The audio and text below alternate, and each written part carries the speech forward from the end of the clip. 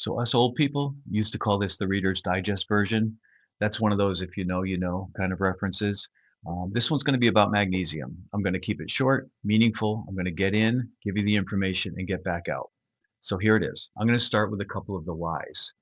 Why are at least half the population, and probably more than that after the age of 50, not getting enough magnesium? Well, not so long ago, farmers in the field utilized crop rotation. By that I mean the same crop was not grown in the same field year after year. A typical old school rotation might look something like year one corn, year two beans, year three wheat. Then year four, the field goes into pasture. It's grass for the animals. And then year five, it lies fallow, meaning it's deliberately left unseeded for a growing season so that it can naturally recover and regenerate. So during those two pasture and fallow years, rain would move minerals back through the soil. There would be deep rooted plants that had a chance to grow and then pull minerals up from the lower soil layers. The animals would then graze, their manure goes back into the soil, and then the microbes rebuild a mineral balance. So the soil got recharged, the magnesium got replenished naturally, and the next crop would grow nutrient dense. The circle of life, the wisdom of Mother Nature. What that means in the highly competitive agricultural setting that we're in now, there would be one or two seasons without a crop being brought to the market. So modern farming today in many cases means year one, corn, year two, corn, year three, corn, and so on. The reasons are complex, but to oversimplify it, it's a supply and demand kind of situation. But the end result is that there's no rest, no rotation, and no mineral recovery. And when the soil is tired, the food it grows is tired too. And at that point, only synthetic fertilizer is keeping plants alive. They contain nitrogen, phosphorus, and potassium, but they don't have magnesium in them. So the soil just slowly becomes more and more depleted, more and more unhealthy. So that brings us to another why. Why don't fertilizer companies or farmers just add magnesium? Well, the short answer is because the system is designed to grow crops, not nutrition.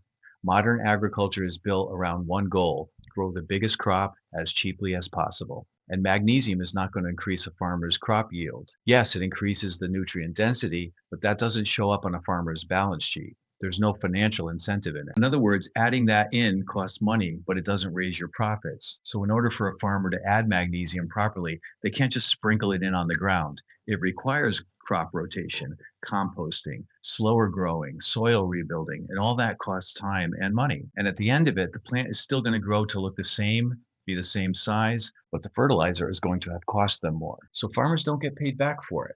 The market doesn't reward nutrient-rich food. It rewards big, cheap, uniform-looking food. Grocery stores don't check the nutrient content of the produce they stock, so farms have shifted to a more intensive monocropping. And the bottom line is that the system we built is incredibly good at making food cheap, big, and abundant, but it's terrible at making food mineral-rich. So for me, supplementation isn't a shortcut. It's how I replace what the system no longer provides. Because plants can only give you back the minerals that are in the soil in the first place. For example, spinach, one of the best sources. You'd need nearly 3 cups every single day just to hit a baseline. That's a huge bowl of spinach, even for Popeye. Second is almonds. You'd need 5 full handfuls every day. That's about 1,000 calories of nuts. Not realistic. Then there's black beans, over 3 cups a day. That's a lot of carbs and digestion, especially for someone who's insulin resistant. Salmon, more than 2 pounds a day. Clearly not happening. So modern food and an aging digestive system can't keep up. And even if food were perfect, as we age, our stomach acid drops, so our ability to absorb minerals declines. Whereas a simple magnesium supplement at night costs pennies, has no calories, doesn't spike your insulin, actually gets absorbed, and it instantly fixes the gap. So you're always going to want to talk to your doctor first, especially if you're on a medication. They can check with a blood test. Yeah, you can get magnesium from food, but getting enough every day forever is wildly impractical for most people, whether you're over 50 or not. So supplementing isn't cheating, it's correcting a structural shortfall. And also, I want to say this: American farmers work incredibly hard. Most of them are under huge pressure right now. There's thin margins, rising costs, bad weather, corporate buyers trying to push the prices down.